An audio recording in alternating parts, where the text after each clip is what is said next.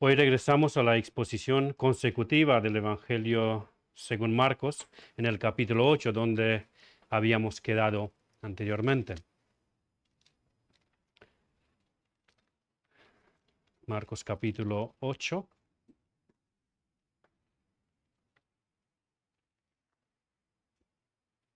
Los versículos del 22 al 26.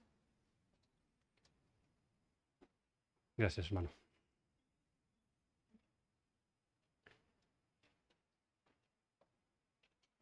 Tenemos un relato bastante extraño y donde el Señor Jesucristo da un mandamiento igualmente extraño. Marcos 8, del 22 al 26. Daré lectura y posteriormente pasaré a exponer la palabra. Ya hemos orado por medio del hermano Javier. Vino luego a Bethsaida y le trajeron un ciego y le rogaron que le tocase. Entonces, tomando la mano del ciego, le sacó fuera de la aldea y escupiendo en sus ojos, le puso las manos encima y le preguntó si veía algo. Él, mirando, dijo: Veo los hombres como árboles, pero los veo que andan. Luego le puso otra vez las manos sobre los ojos y le hizo que mirase. Y fue restablecido y vio de lejos y claramente a todos.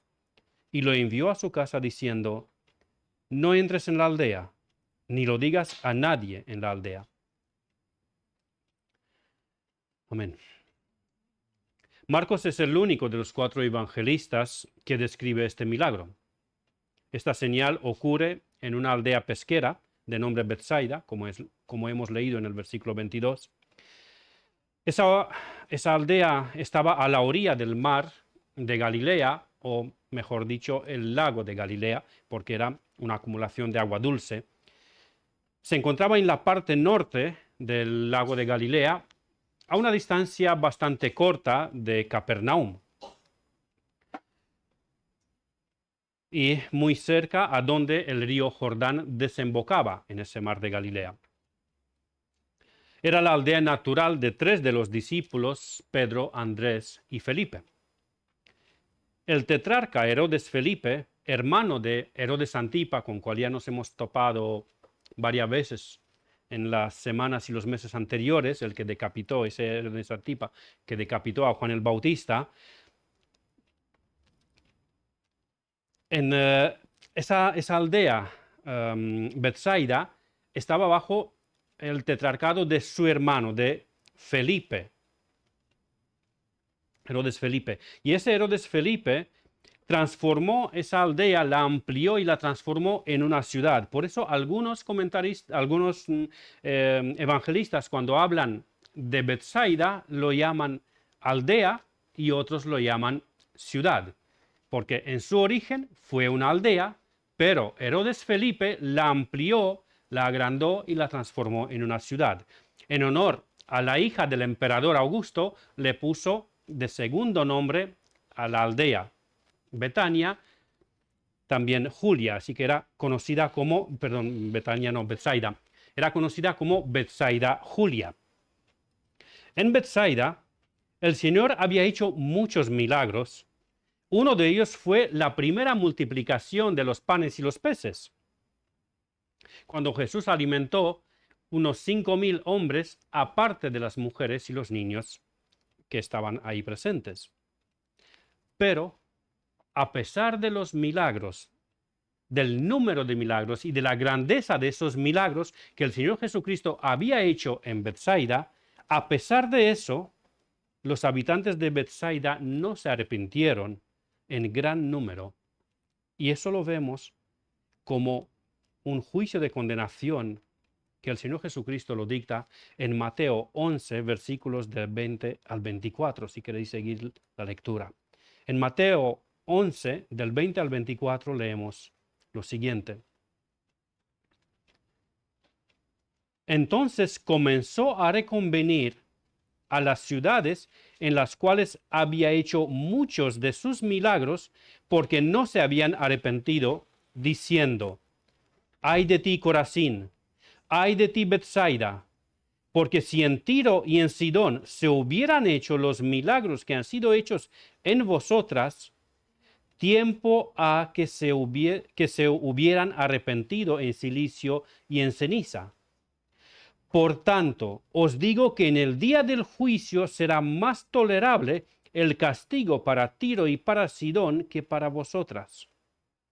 Y tú, Capernaum, que eres levantada hasta el cielo, hasta el Hades serás abatida.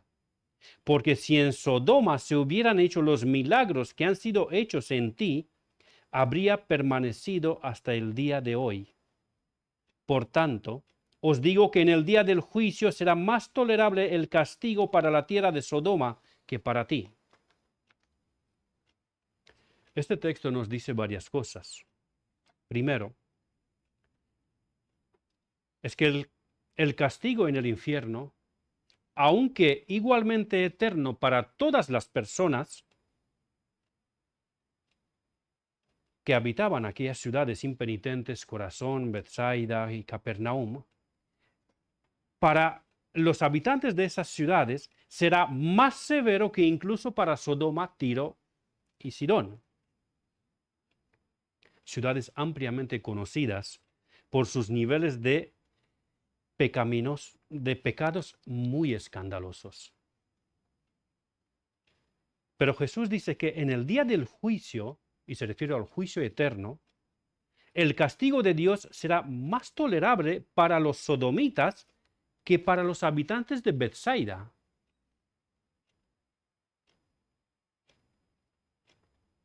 Así que vemos en este texto que el castigo en el infierno, aunque es igual en durabilidad para todos, porque dura una eternidad, no es igual en intensidad para todos,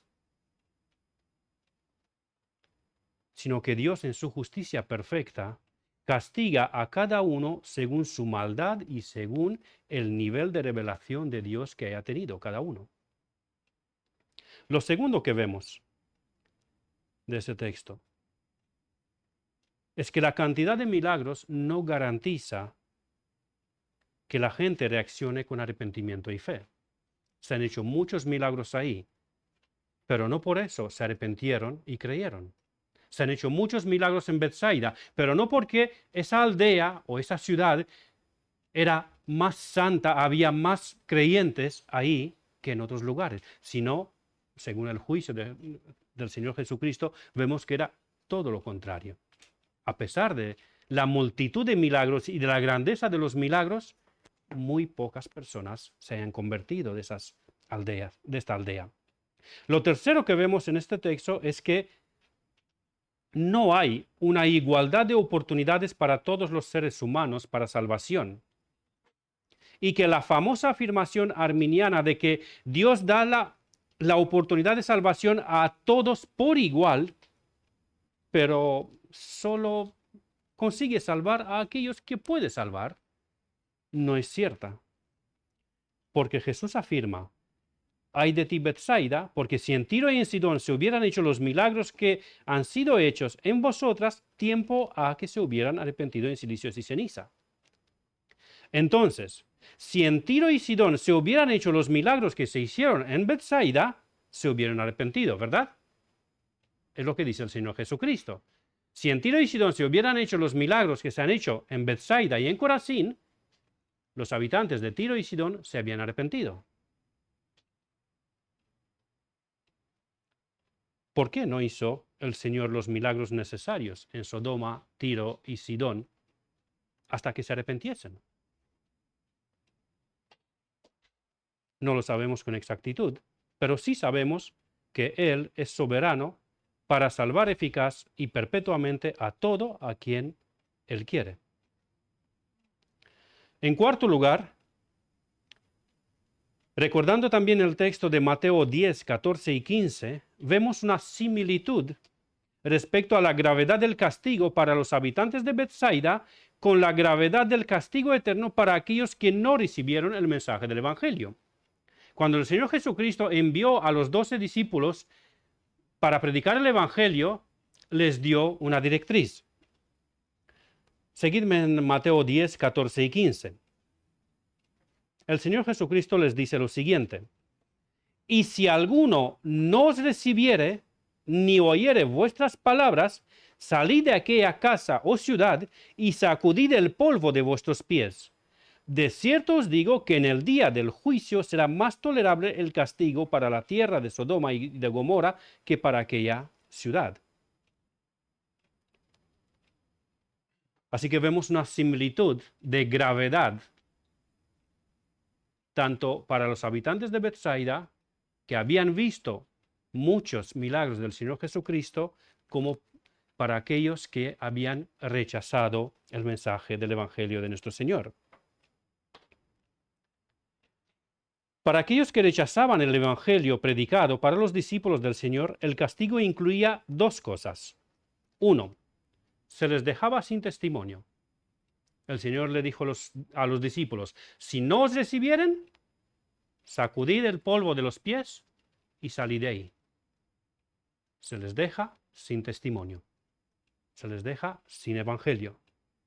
Y segundo, en la eternidad, para estas personas, el juicio de Dios, el castigo de Dios, llegaría a ser más severo que para Sodoma y Gomorra. Igualmente que había dictado para los habitantes de Bethsaida, Capernaum y Corazín.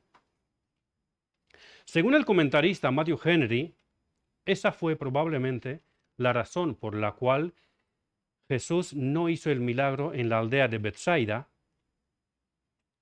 y le mandó al ciego, una vez sanado, que no entre en la ciudad y que no testifique a nadie, sino que vaya directamente a su casa, como si nada hubiera pasado. Esto es, a mi parecer, la idea principal del texto, pero vamos a ir paso por paso en la historia que nos describe el evangelista Marcos. Así que volvemos a Marcos 8 y vamos a ir versículo por versículo. En el 22,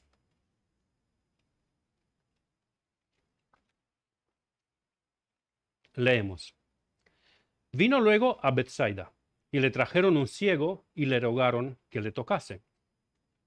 Un grupo de personas, no sabemos cuántos, trajeron a este ciego a Jesús y le rogaron que le tocase.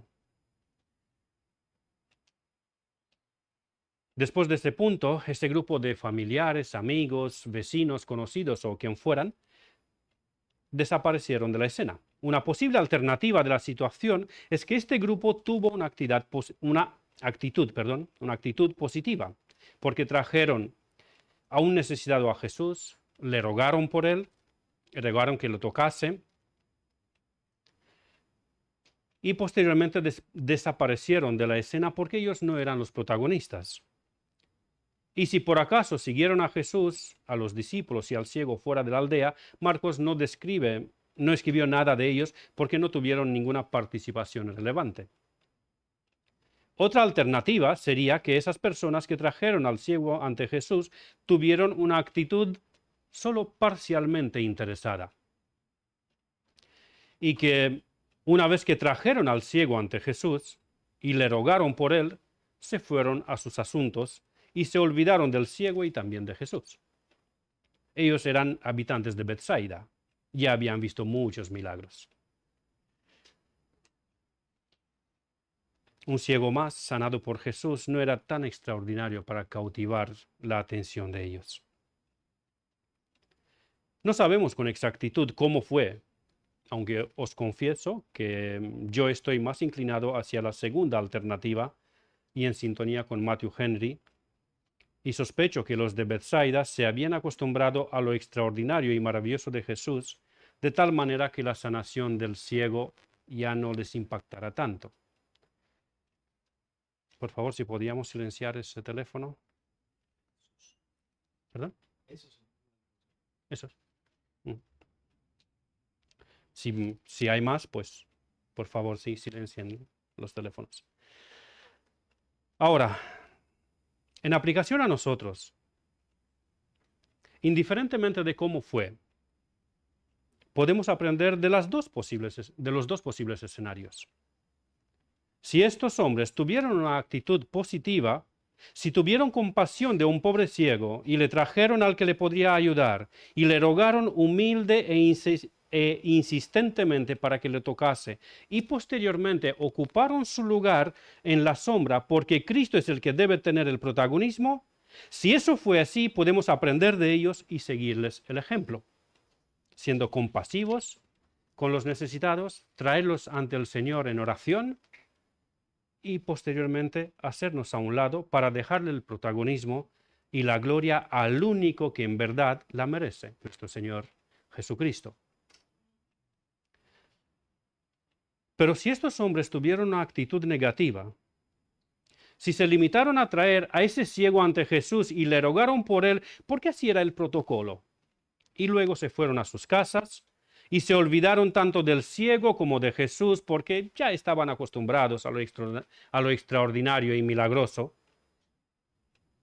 también podemos aprender de ese ejemplo negativo a no caer en la misma conducta, que no seamos insensibles y que Dios nos guarde de acostumbrarnos hasta llegar a ser fríos, indiferentes, tanto con la providencia de Dios en nuestras vidas, como a su palabra en la lectura en privado o predicada desde el púlpito.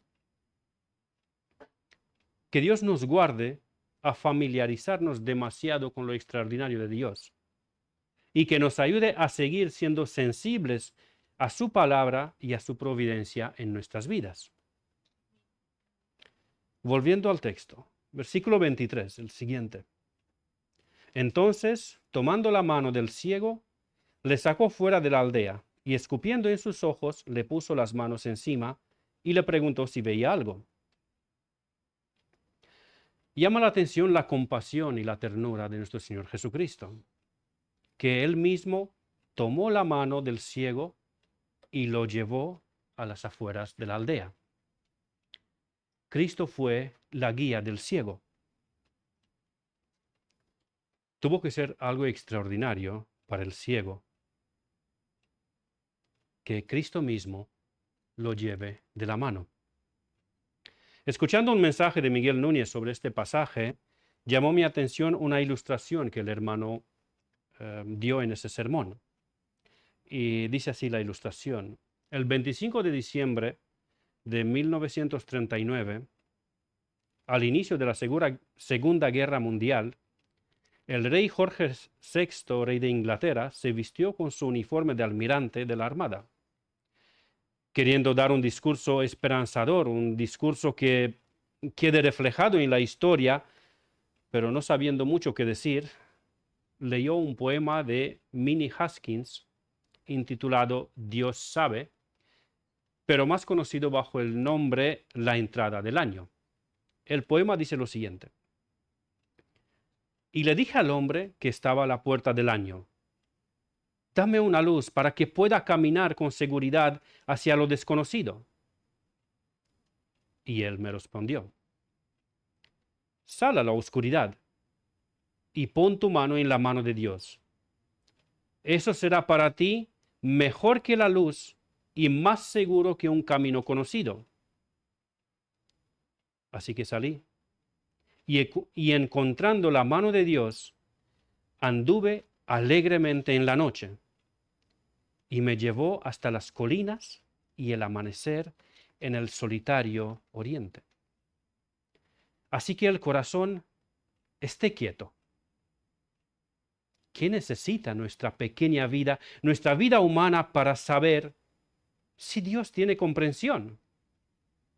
En toda la contienda vertiginosa de las cosas altas y bajas, Dios esconde su intención. Dios sabe. Su voluntad es la mejor. Fin de la cita poética. Cristo mismo fue la guía del ciego, así que éste no tenía razón para temer. Cristo lo llevaba de la mano. A donde sea que lo llevaba, era un buen destino.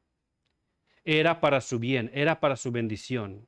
Cristo le guiaba en medio de las tinieblas, por supuesto, tinieblas para el ciego. Y aunque el ciego no podía ver nada, aunque para él todo era oscuro, no había ningún peligro, porque Cristo era su guía. Cristo sabía a dónde lo llevaba y lo que iba a hacer por él ahí. Ahora, con respecto al método extraño que Jesús empleó para sanar a este hombre, lo más seguro que puedo decir sobre el método, el de escupirle en los ojos, no tengo ni la más mínima idea por qué Cristo empleó este método. Sin duda alguna, Jesús no necesitó ningún método, porque su palabra era suficiente para sanar cualquier dolencia, para multiplicar alimentos, para calmar tormentas, expulsar demonios y para devolver la vida tal como lo fue al principio de la creación para crear el universo y todo lo que en él hay. Su palabra fue suficiente. El poder de Cristo no había disminuido en absoluto por hacerse hombre, sino que seguía siendo Dios omnipotente, aunque se había humillado hasta lo sumo tomando cuerpo humano. El método que Jesús usó para devolverle la vista al ciego fue extraño, no lo negamos. Aunque algo parecido hizo en varias ocasiones. Si os acordáis, el pastor nos habló de la sanación del sordomudo del Marcos 7. A ese también le puso saliva en la lengua y le metió los dedos en los oídos. En Juan capítulo 9, cuando Jesús hizo una pomada con saliva y tierra y le untó los ojos al ciego de nacimiento con barro y luego lo mandó para que se lavase y volvió viendo. El método era extraño, pero no era único. No era por primera y la única vez que lo usó, que lo hizo así. No era la primera vez que Jesús usaba métodos extraños para sanar. Matthew Henry, tal como lo dije anteriormente, opina que Jesús sacó al ciego a las afueras de Bethsaida, eso hablando por qué lo tuvo que sacar de la ciudad. Matthew Henry opina que eso fue así porque esa aldea, por su falta de arrepentimiento, a pesar de ver tantos milagros portentosos de Jesús, no se habían arrepentido y por esa condición de esa ciudad, ella misma se ha autodesignado indigna para que Cristo siga manifestando su grandeza y su compasión y su poder dentro de sus muros. Es posible que esta sea la explicación de por qué Cristo lo sacó de la aldea, aunque aparte del texto del juicio expresado en el capítulo 11 de Mateo que he leído anteriormente, no he encontrado alguna otra prueba bíblica que apoye esta interpretación. Versículo 24 y 25. Él, el ciego, mirando, dijo: Veo los hombres como árboles, pero los veo que andan. Luego le puso otra vez las manos sobre los ojos y le hizo que mirase, y fue restablecido y vio de lejos y claramente a todos. Esta es la primera y única situación en todo el ministerio de nuestro Señor Jesucristo que Él hace un milagro en dos etapas.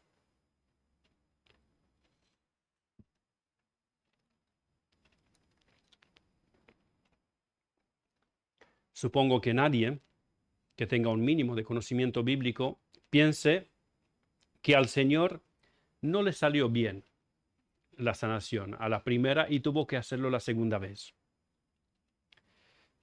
O que no tuvo suficiente poder para sanarlo a la primera, como ya hemos demostrado que el Señor Jesucristo, por el poder de su palabra, creó el universo entero en 6 días.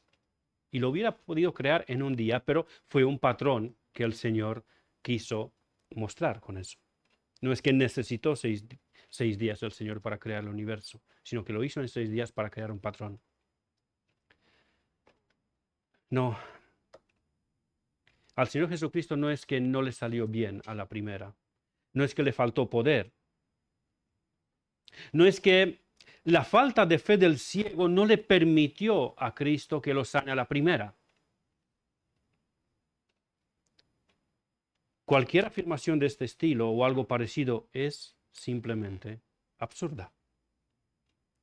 Cristo manifestó claramente durante todo su ministerio terrenal que Él era el Dios omnipotente y que solamente por el poder de su palabra podía curar cualquier enfermedad, resucitar muertos, que ya estaban incluso en proceso de putrefacción, como también por el simple poder de su palabra, multiplicar cosas o mandar y traer cosas a existencia. Jesús, aun estando en cuerpo humano, seguía siendo el Dios omnipotente y su divinidad no fue de ninguna manera alterada o disminuida, sino simplemente escondida en la humillación de un cuerpo humano. ¿Por qué entonces le sanó Cristo en 2 etapas? A esta pregunta tampoco puedo contestar con seguridad plena, porque no encontré en algún lugar de la Biblia una explicación a esta duda. Los comentaristas y pastores que he consultado, la gran mayoría de ellos, o incluso creo que todos, opinan que esta sanación fue en 2 etapas para ser una ilustración viviente que hacía referencia a la última amonestación de Cristo para los discípulos. En los versículos de 14 al 18, los invito a que volvamos a leer, eso lo hemos expuesto hace aproximadamente un mes.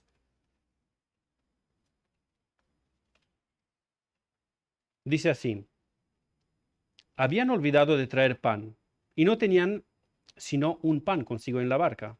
Y él les mandó diciendo: mirad, guardaos de la levadura de los fariseos y de la levadura de Herodes. Y discutían entre sí diciendo: es porque no trajimos pan. Y entendiéndolo Jesús les dijo: ¿qué discutís porque no tenéis pan? ¿No entendéis ni comprendéis? ¿Aún tenéis endurecido vuestro corazón? ¿Teniendo ojos no veis y teniendo oídos no oís? ¿Y no recordáis? Ahora, no necesariamente los 2 eventos fueron consecutivos en el tiempo, aunque también es posible. Es posible que al finalizar la travesía en la barca, cuando no tenían sino solamente un pan, llegaron a Bethsaida y ahí ocurrió la sanidad relatada en nuestro texto de hoy. Pero no necesariamente fue justamente después, no fueron consecutivos los eventos en tiempo. Recordamos que los evangelios no son biografías que relatan los eventos consecutivamente uno tras otro. Y por eso, algún que otro texto es difícil afirmar con exactitud en qué momento del ministerio de nuestro Señor ocurrió. Los evangelios son biografías teológicas y cada uno de los 4 evangelistas tuvieron un propósito concreto de presentar al Señor Jesucristo desde una perspectiva teológica, y por eso cada uno de ellos tomaron las secuencias del ministerio de Jesús que servían al propósito teológico de su tema. Y por supuesto, todo lo hicieron inspirados y guiados por el Espíritu Santo de Dios. Así que, sea cuando sea que ocurrió la sanación del ciego de Bethsaida, Marcos, el evangelista Marcos, que es el único que relata este evento, coloca la sanación del ciego de Bethsaida justamente después de la reprimenda de Jesús a los discípulos por su visión y entendimiento distorsionados, como si fuera una ilustración viva de esa visión borrosa y distorsionada que ellos tenían. Así es como lo entienden e interpretan las fuentes que consulté, que la sanación del ciego de Bethsaida era una ilustración viva a esa visión distorsionada de los discípulos. Ahora, hermanos, como siempre lo hago, permíteme preguntarte muy directamente, ¿cómo andas de la vista? Me refiero a la vista espiritual. Cuando Dios nos nació de nuevo, cuando nos dio una nueva vida espiritual en Cristo, abrió los ojos de nuestro entendimiento por medio del Espíritu Santo que entró en nosotros y se quedó para habitar en nosotros. Él nos dio vista para poder ver la belleza de Cristo y así arrepentirnos y confiar en Él. Él nos dio vista espiritual para que veamos con claridad todas las cosas, para que veamos y entendamos las cosas de Dios y la hermosura de su santidad. Pero ¿qué pasó con la visión, con la vista de los discípulos? El Señor Jesucristo les redarguye y dice, teniendo ojos, ¿no veis? Vosotros a quien yo os di la vista, ¿estáis otra vez ciegos? ¿Otra vez no entendéis las cosas? ¿Cómo andamos nosotros, hermanos de la vista? ¿Qué pasó con esa visión clara, nítida que Él nos dio? Fue aumentando más y más de tal manera que podemos entender las maravillas de nuestro Señor y estamos creciendo en conocimiento del Señor y en santidad. ¿O se fue disminuyendo hasta tal punto que vemos las personas como si fueran árboles, como lo veía el ciego de Betsaida?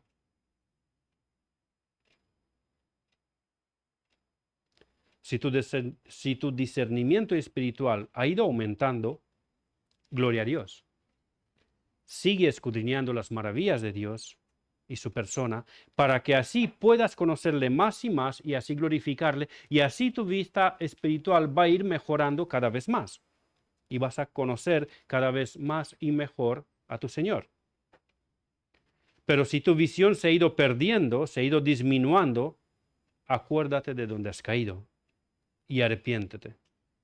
Pídele a Dios que vuelva a tocar una vez más tus ojos espirituales para que puedas ver claramente y vuelve a tus primeras obras, para que te sea restablecida la vista y que puedas discernir bien las cosas espirituales. Versículo 26. Y lo envió a su casa diciendo, no entres en la aldea, ni lo digas a nadie en la aldea. Nuestro texto acaba con un mandamiento extraño. La sanación, el método fue extraño. El proceso también fue extraño, pero el mandamiento que le da el Señor al ciego también es extraño. Ve directamente a casa, no se lo digas a nadie y ni entres en la aldea.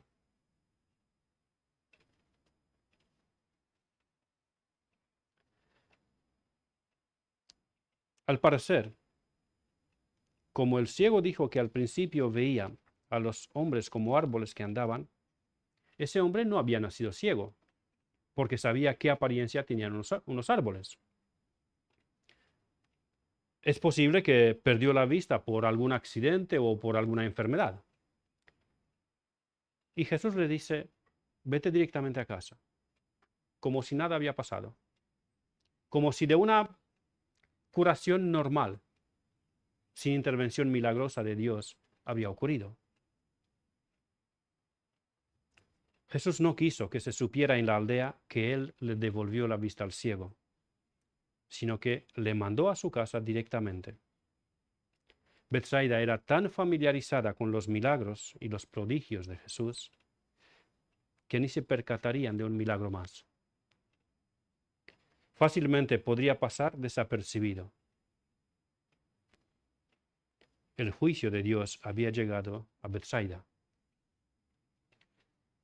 porque Dios ocultaba sus obras de sus ojos, y ellos ni se habrían percatado. Ellos afirmaban que veían, como los fariseos, en Juan 9. ¿Acaso nosotros también somos ciegos? Ellos veían, pero eran ciegos espiritualmente. En conclusión, hermanos,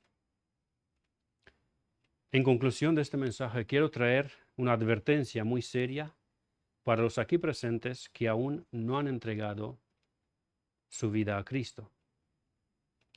Habéis oído la palabra de Dios predicada y sospecho que no la habéis oído solamente hoy, sino que la habéis oído muchas veces. No veo caras nuevas, a todos os había visto anteriormente. Habéis visto también cómo Dios en su providencia ha cuidado de vosotros y os ha bendecido de múltiples maneras. Os advierto que vendrá un momento, no sé cuándo, Quizá puede ser hoy mismo, o quizá en un momento en el futuro, no lo sé. Pero te advierto que vendrá un momento en cual Dios ocultará de tu vista sus obras y apartará de tus oídos su palabra.